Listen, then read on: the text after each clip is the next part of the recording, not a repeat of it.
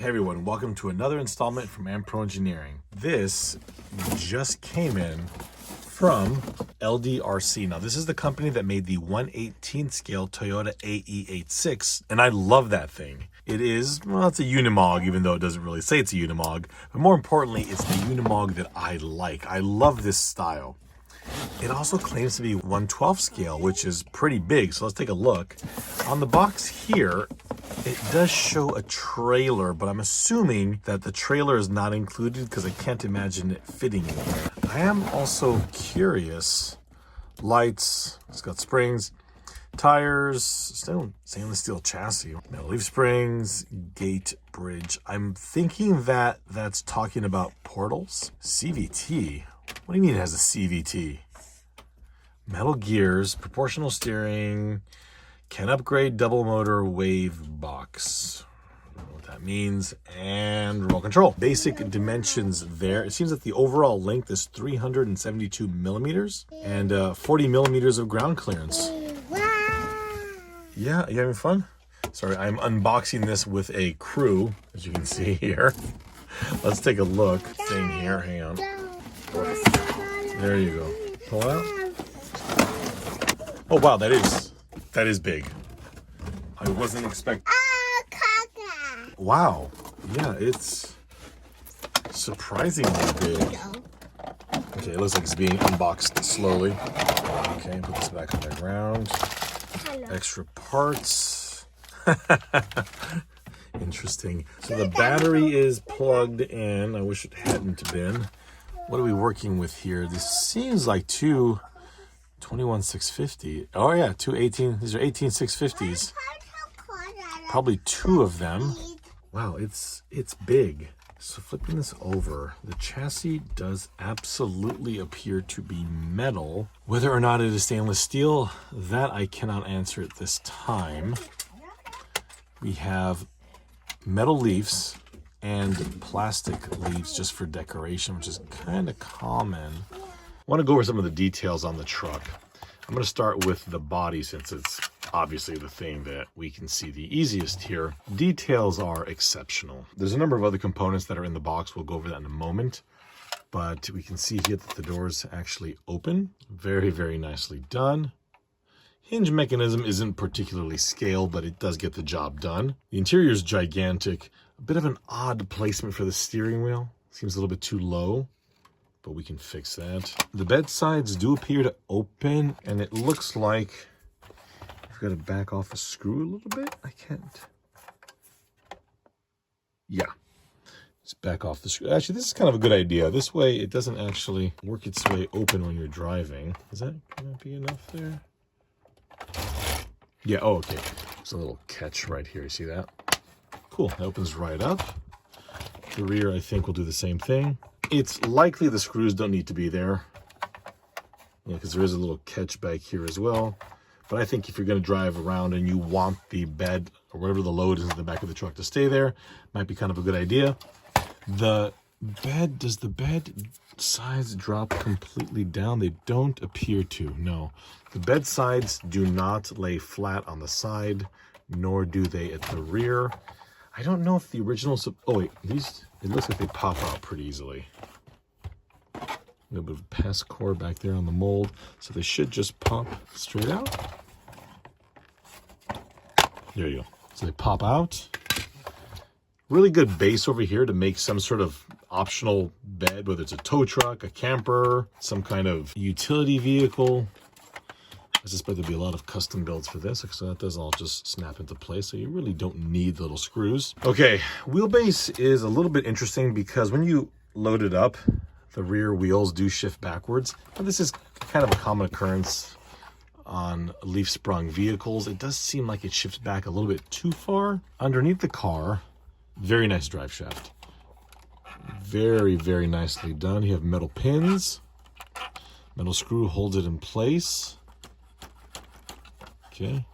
Quite similar to WL suspension where it's mounted rigidly at the front and just kind of floats at the rear. At the front of the vehicle, very similar setup to the rear.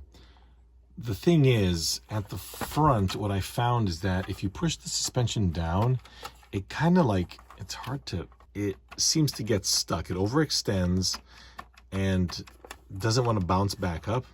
I found that the reason is, although the rear suspension geometry is the same, these rear springs, the perch slides.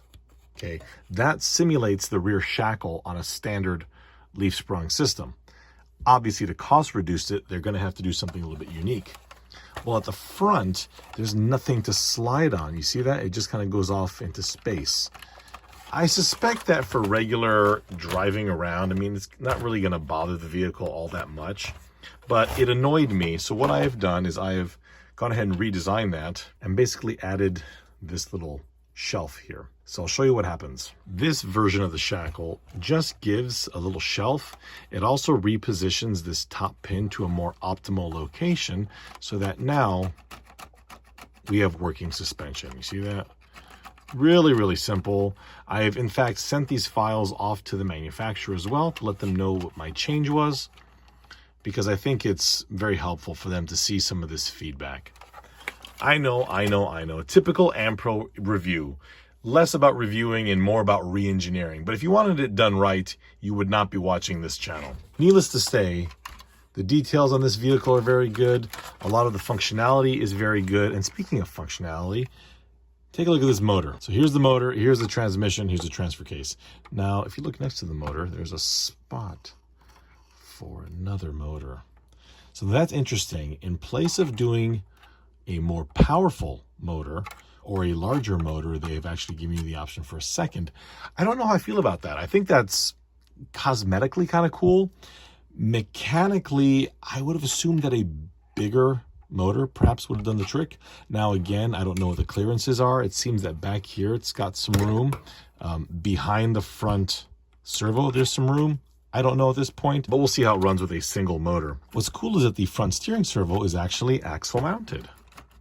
So that's very cool. So that means that when your suspension is under compression or the axle is articulating, the steering geometry remains consistent. This is a thing that a lot of 110 scale crawlers don't actually do. So very cool to see that here. Again, it's hard to miss all the details, the little floating taillights.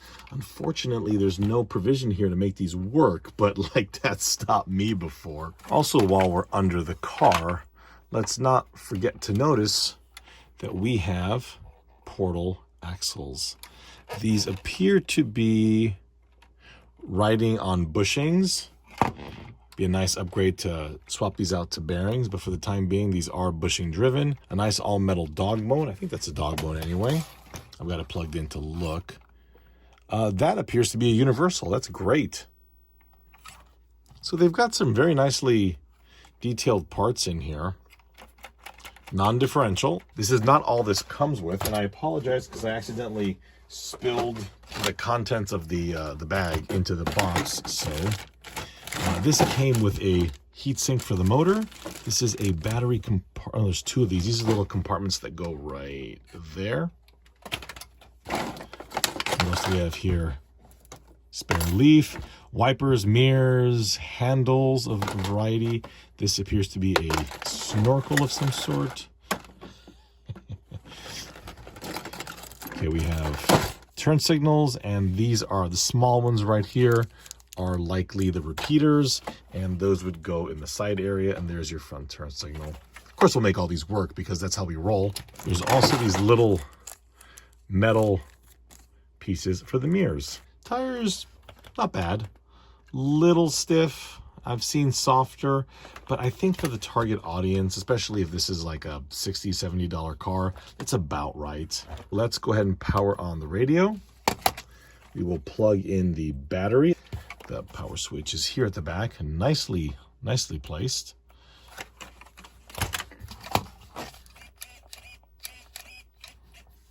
Again, I'm not a fan of this radio just because of the feel. It's cheap, but damn good in terms of operation. Okay, steering, the servo sounds fantastic. A changes the max speed. This is fully proportional, of course. That's your fast mode. B does nothing and C does nothing on this vehicle. Wait, does it? Is it the lights? Wait, the lights are off. Oh, I lied. Hazard lights? That's weird. Headlights? Off. Usually B will change the steering rate. On this car, it doesn't seem to do that. In fact, according to the instruction manual, B is channel 3, and I think I have a plan for that. On off of the headlights right there, throttle rate and throttle, wait, what? Throttle trim, that can't be right. No, that's steering trim. Okay, so that's steering trim. We'll have to let the guys at the manufacturer know. Okay, so remember, this is kind of cool too. You see A, the throttle rate. If you press and hold that, it'll reverse. Same with channel 3. Okay, now let's just take this guy for a drive.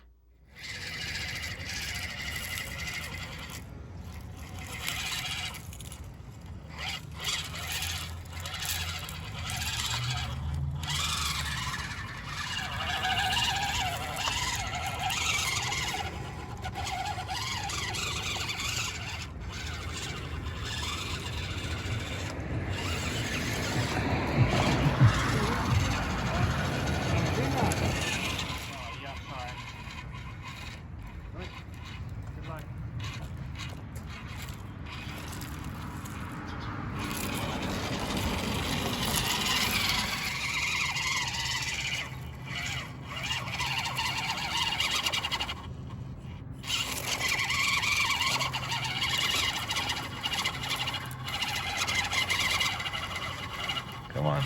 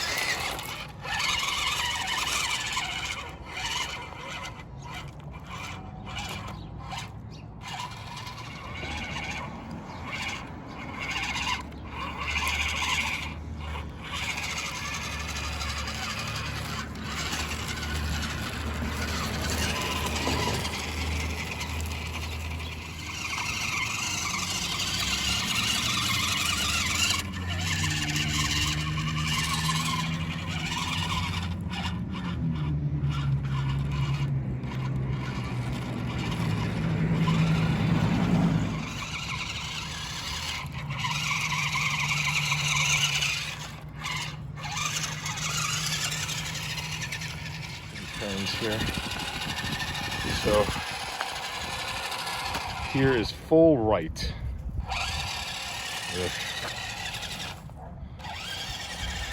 Just want to go more to the left. Full left. Yeah, it's pretty bad each way.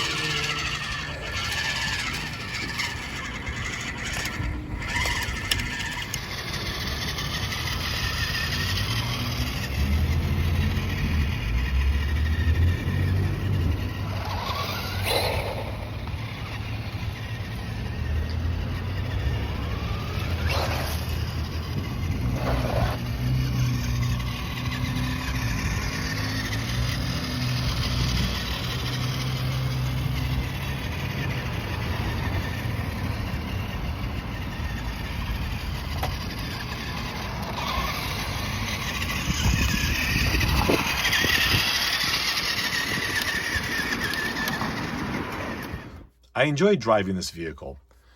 We'll start with the negatives. Again, I feel that the tires are too stiff and don't have enough grip.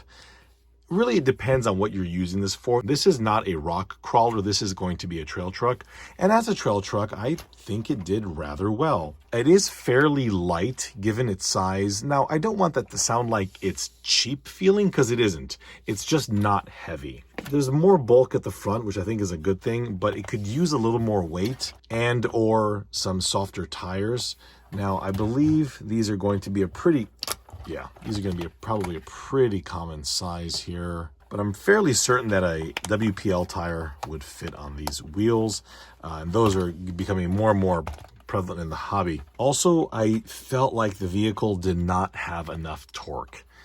It was doing okay, but it just seemed like it needed more get up and go, especially when I was trying to put the thing through its paces, going up more steep angles at lower speeds. It just didn't have the power that I thought it should.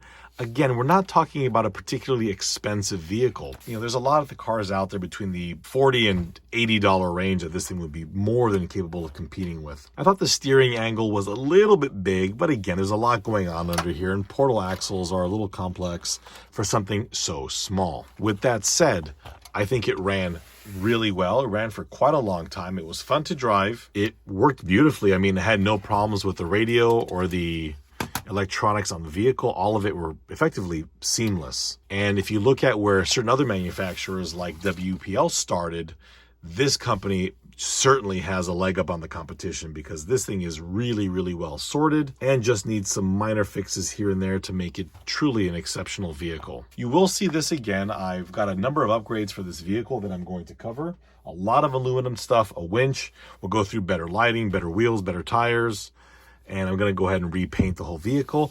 I'd like to do something with the back. I don't know what exactly yet, but we'll figure something out back there. In the meantime, I hope you found this vehicle interesting. A link to the vehicle will be in the description. Thank you so much for watching, and we'll see you very soon. I need it. I need that one.